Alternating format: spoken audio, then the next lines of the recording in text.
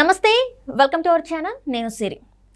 టీడీపీలో ఉన్న అసంతృప్తి నేతలు అయితే ఒకనొక టైంలో అయితే బాగా ఎగిరెగిరి పడడం జరిగింది.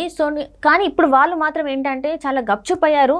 ఇదంతా ఏంటంటే బాబు గారి నైపుణ్యం అనుకోవాలా? అసలు ఏంటి, ఎందుకు వాళ్ళంతా సైలెంట్ అయిపోయారు, గప్చుప్గా ఉన్నారంటే ఇప్పుడు దీనికి మనకి వివరించడానికి మనతో పాటు ఉన్నారు ప్రముఖ senior journalist, political analyst CS Rao గారు. నమస్కారం సార్.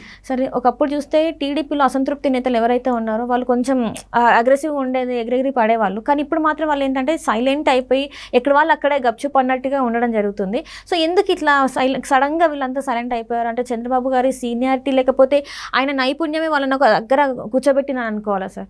ఏంటంటే చంద్రబాబు నాయుడు మనకు కనిపిస్తుంది చాలా కూల్గా కనిపిస్తూ ఉంటారు. ఇక్కడ కూడా మీటింగుల్లో కానీ లేదంటే సమావేశాల్లో కానీ మాట జారరు, త్వరగా ఈజీగా స్లిప్ గారు, చాలా కూల్గా ఉంటారు, ఎదుటి వ్యక్తిని గౌరవిస్తూ ఉంటారు. ఇది మనకు కనిపిస్తున్నటువంటి చంద్రబాబు నాయుడు. కనిపించినటువంటి చంద్రబాబు నాయుడు మరొక మనిషి ఉన్నారు, అది కొంతమందికి మాత్రమే తెలుసు.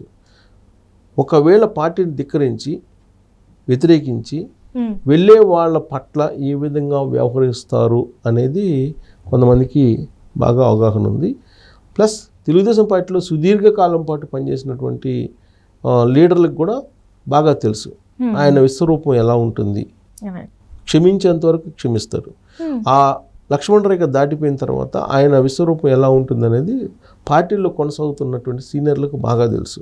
బహుశా అందుకనేమో ఇప్పుడు సీట్ల షేరింగ్ అయిపోయిన తర్వాత అభ్యర్థులను ప్రకటించారు. 94 మంది అభ్యర్థులను తెలుగుదేశం పార్టీ ప్రకటించింది. 5గురిని జనసేన ప్రకటించింది. ఇంకా మిగతాయి ప్రకటించాల్సి ఉంది. ఈ ప్రకటించినటువంటి స్థానాల్లో కొంతమందికి సీనియర్లకి చాలామందికి దాదాపు ఒక 10-12 మందికి సీనియర్లకు కూడా స్థానం లేకుండా అయిపోయింది. దాంతో సీనియర్లు ఆగ్రహించి వాళ్ళందరూ రోడ్ల మీదకి వచ్చి గొడవ చేస్తారు, తెలుగుదేశం పార్టీ బాగా డ్యామేజ్ అవుతుందని చెప్పి ఎక్స్పెక్ట్ చేసింది వైఎస్ఆర్ కాంగ్రెస్ పార్టీ. దానికి భిన్నంగా ఎవరికి వాళ్ళే సైలెంట్ అయిపోయారు, ఒక్కసారిగా గప్చిప్ అయిపోయారు. ఎందుకు ఆ విధంగా గప్చిప్ అయిపోయారని అంటే చంద్రబాబు నాయుడు వాళ్ళని పిలిచి మాట్లాడిచ్చారు. మాట్లాడి సాధ్యాసాధ్యాలు, వాస్తవ పరిస్థితులు వీటి గురించి ఆయన ఎక్స్ప్లెయిన్ చేసి, ఇప్పుడు కనుక మీరు రాంగ్ స్టెప్ తీసుకొని పార్టీని కాదని లేదంటే పార్టీని డ్యామేజ్ చేసేలాగా వ్యవహరిస్తే రాష్ట్రం నష్టపోతుంది, మీకు రాష్ట్రం కావాలా లేదంటే మీ పదవులు కావాలా నిర్ణయించుకోండి అని చెప్పి ఆయన చెప్పడం జరిగింది. ప్లస్ గెలిచేటువంటి వాళ్ళకి ఖచ్చితంగా నేను ఇస్తాను, బట్ సర్వేలు ఉన్నాయి, సర్వేలు చేసాము, సర్వేల్లో మీ పరిస్థితి ఇలా ఉంది కాబట్టి దీన్ని అందుకే నేను పక్కన పెట్టాను, ప్రభుత్వం రాగానే మీకు ఏం చేస్తాను అనేది ఆయన చాలా క్లియర్గా వాళ్ళకి వివరించడం జరిగింది. దాంతో సాటిస్ఫై అయినటువంటి వాళ్ళు ఉన్నారు. వాళ్ళల్లో ప్రధానంగా చూసుకుంటే నాకు టికెట్ ఇవ్వకపోతే ఏం చేస్తానో చూసుకో అని చెప్పి అన్నటువంటి దేవినేని ఉమామహేశ్వరరావు, ఇలాంటి వాళ్ళు ఉన్నారు.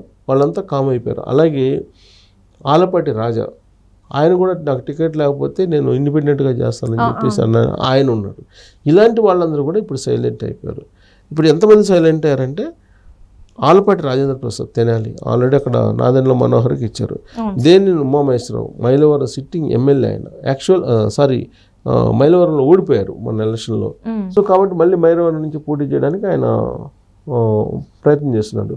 అయితే మైలవరం నుంచి అక్కడ వసంత కృష్ణప్రసాద్ సిట్టింగ్ ఎమ్మెల్యే, ఆయన తెలుగుదేశం పార్టీలోకి రావాలని చూస్తున్నాడు. తెలుగుదేశం పార్టీలో నుంచి వస్తే ఆయన గెలిచే అవకాశం ఉంది మళ్ళీ అని చెప్పి సర్వేలు కూడా చెప్తున్నాయి.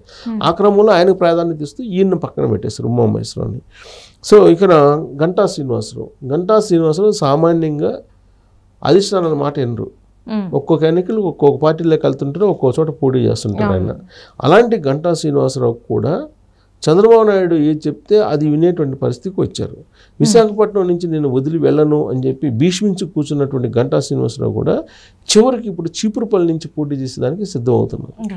బొత్స సత్యనారాయణ, అది చంద్రబాబు నాయుడు యొక్క చాణక్యం కింద మనం తీసుకోవాలి. ఇక గండి బాబ్జీ, ఈయన విశాఖ సౌత్ గండి బాబ్జీ, ఆయన కూడా టికెట్ లేదు అక్కడ ఉండేటువంటి పరిస్థితుల్లో, కాబట్టి ఆయన కూడా పిలిచి మాట్లాడటం జరిగింది. ఇక పీలా గోవింద్, ఇతను కొద్దిగా టిపికల్.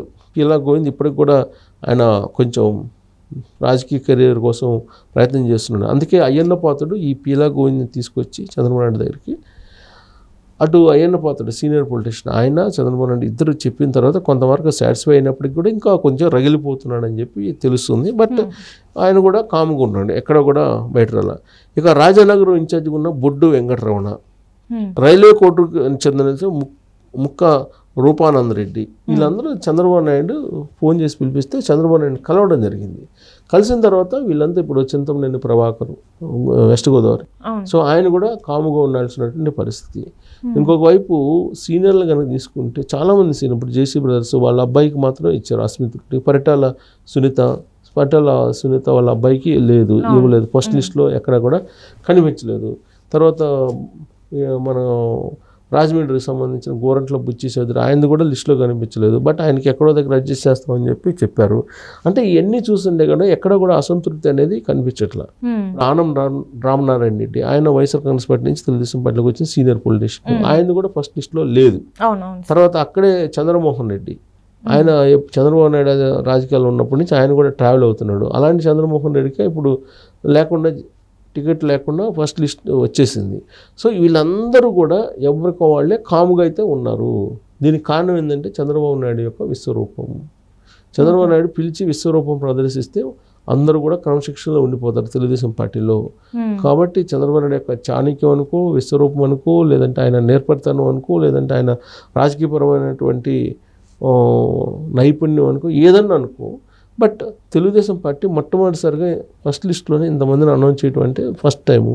అయినప్పటికీ కూడా అసంతృప్తులు పెద్దగా లేవు అని అంటే మొదటి అడుగులోనే విజయం సాధించారు 2024 ఎన్నికల్లో చంద్రబాబు నాయుడు అని చెప్పి మనం విశ్లేషణ చేసుకోవచ్చు.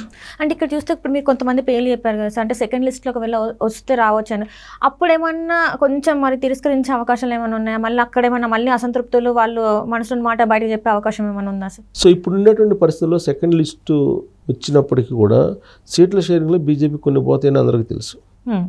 సో కాబట్టి ఇప్పుడున్న పరిస్థితుల్లో, రాష్ట్రంలో ఉన్న పరిస్థితుల్లో క్లియర్గా జనసేన, తెలుగుదేశం పార్టీ, బీజేపీ కూటమి అధికారంలోకి వస్తుందని చెప్పి సర్వేలు అన్నీ చెప్తున్నాయి. ఇలాంటి పరిస్థితుల్లో పార్టీని కాదని ఎవరు వెళ్ళరు. కాకపోతే చంద్రబాబు నాయుడు దగ్గర ఏదో ఒక హామీ తీసుకోవడానికి భవిష్యత్తులో అధికారంలోకి వస్తే అనే ప్రయత్నం అయితే చేస్తారు. అంతకుమించి పార్టీని కాదని, పార్టీని వదిలి పార్టీకి నష్టం చేకూర్చేలా వాళ్ళు పనిచేయడానికి సాహసం చేయరు. అదే చంద్రబాబు నాయుడు యొక్క చాణక్యం అని చెప్పి మనం అనుకోవచ్చు. అంటే మొత్తానికైతే పార్టీలోనే ఉంటారు, కాకపోతే చంద్రబాబు నాయుడు దగ్గర నుంచి ఏదో ఒకటి అయితే ఆశిస్తారు లాస్ట్ వరకు అయితే. సో ఇప్పుడు ఈ పరిణామాలు చూస్తున్నట్టయితే ఇప్పుడు ఇక్కడ తెలుగుదేశం జనసేన పార్టీల విషయంలో ఏదైతే సీట్లది అయిందో ఇక్కడ వరకు ఒక పార్ట్ అయితే ఇప్పుడు నెక్స్ట్ సెకండ్ విడతది బీజేపీతోనే ఉంటుంది, కాబట్టి వాళ్ళు కూడా అక్కడ సైలెంట్గా ఉంటారని అనుకోవచ్చు మనం. సో అక్కడ ఎన్ని సీట్లు మరి మనం చూడొచ్చు సార్ మరి అక్కడ? అంటే ఇప్పుడు ఏవైతే కొన్ని స్థానాలు ఉన్నాయి, 57 స్థానాలు ఉన్నాయి కదా సార్, అక్కడ తెలుగుదేశం పార్టీకి ఎన్ని స్థానాలు వచ్చే అవకాశం? 57లో ఇప్పుడు ఆల్రెడీ 4 ఎంపీలు 4 ఎమ్మెల్యేలు ఇస్తారు బీజేపీకి అని అంటున్నారు. సో 57లో 4 పోతే ఇంకా 53 తెలుగుదేశం పార్టీగా ఉంటాయి, తెలుగుదేశం పార్టీ క్యాడర్గా ఉంటాయి.